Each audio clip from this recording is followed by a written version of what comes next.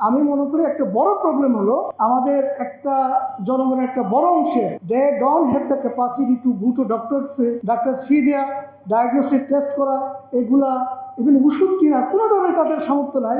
ফলে তারা যেটা করে সরাসরি ফার্মেসিতে যায়, ওই ফার্মেসিতে যারা বসে তারা মূলত ওষুধের নামগুলো জানে, এর বেশি বেশি খুব বেশি জানে না। হয়তো আমাদের ফার্মেসি কাউন্সিল একটা সার্টিফিকেট কোর্স চালু করছে যে কেউ যাতে মোটামুটি কিছু নলেজ নিয়ে হলো যে একটা ফার্মেসি চালাইতে পারে, যাদেরকে সি গ্রেট ফার্মাসিস্ট হিসেবে ট্রিট করা হয়। Actually they are not pharmacist. এদের কাছে লোকজন যায় যে অসুস্থ হয়ে গেল আমার এই সমস্যা, অনেকটা ওষুধ দেন, সে ওষুধ দিচ্ছে, আবার যে দিচ্ছে সে ওষুধ সম্পর্কে প্রসেস তেমন কিছু জানে না। তো এটা কি, এটা একটা বড় সমস্যা ওখানে হচ্ছে। আমি ব্যক্তিগতভাবে মনে করছি যে রোড প্রবলেম যেখানে, যে সেটা জনগণকে অ্যাওয়ার করার প্রয়োজন আছে। এটার জন্য আলাদা বাজেট, যে পিপলকে অ্যাওয়ার করা যে you have to go to a doctor.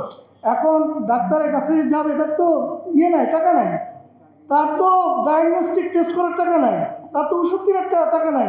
এই কথাগুলো আমি বলতে চাচ্ছি, বাজেটে কিছু একটা ব্যবস্থা রাখা দরকার, যাতে ওই লোকগুলা তাদেরকে লোন দেবে, অথবা অর্থ সাহায্য দেবে, অথবা পরে পে করবে।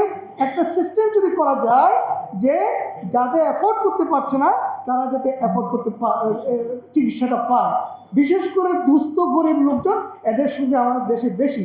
ইভেন শিক্ষিত লোকেরাও ডাক্তারের কাছে চাইতে চায় না, অনেক টাকা পয়সা হচ্ছে, তার তো দিন আনে দিনে খায় অবস্থা। এই জন্য এটা অ্যাওয়ারনেস ক্রিয়েট করার জন্য আমার মনে হয় এখানে একটা বাজেট থাকার দরকার আছে।